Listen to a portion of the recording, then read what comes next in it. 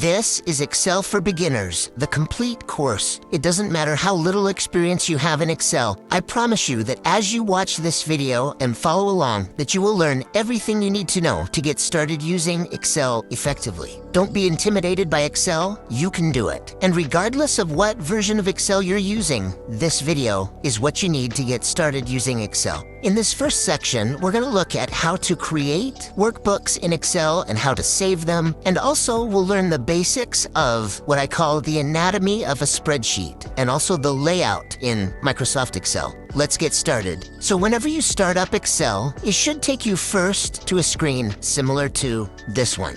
You may see a list of recently used spreadsheets, but you'll also have a way to create a new blank workbook. And I'm going to click here just to show that there will often also be templates that you can click to open up and use. You can also search, and there's a button here to more templates. But I'm just going to click blank workbook to open up a brand new, completely blank workbook in Microsoft Excel. And before we create anything in this workbook, let's talk about the anatomy of a spreadsheet. When you're working in Microsoft Excel, you will always have at least one sheet. You can see here in the lower left it says Sheet 1, but it's possible to have multiple sheets. And all of those sheets collectively together are called a workbook. Right now my workbook just has the one spreadsheet.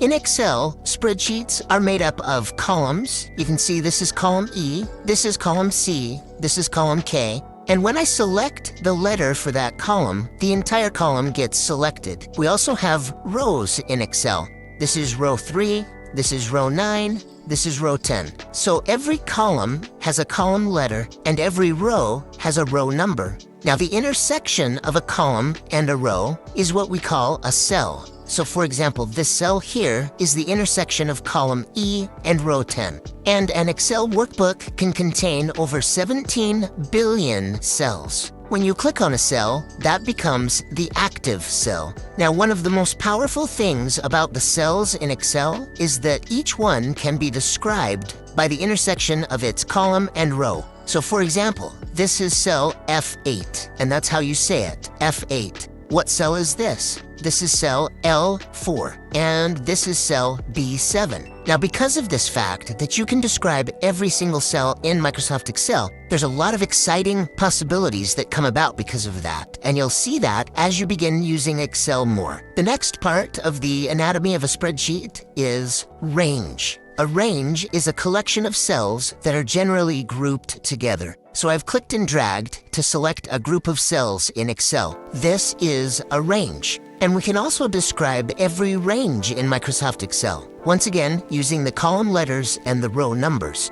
The way you do this is you start in the upper left corner of the range and you describe that cell. So D4 through, and then you go to the lower right corner and describe that cell, J14. So the description of this range, its reference basically, is D4 through J14. And in Excel, the way you indicate through is with a colon. So D4 through J14. This is very important and will become more and more useful and important as you keep using Excel. So that is the anatomy of a spreadsheet. We have columns, we have rows, we have cells. The cell that you've selected is the active cell, and we have ranges. And all of this is done on a sheet or spreadsheet, or it's also called worksheet. You can add more worksheets by clicking this plus sign. Now I have 2 sheets, now I have 3 sheets, and the collection of all of these sheets together is what we call a workbook. Now in addition to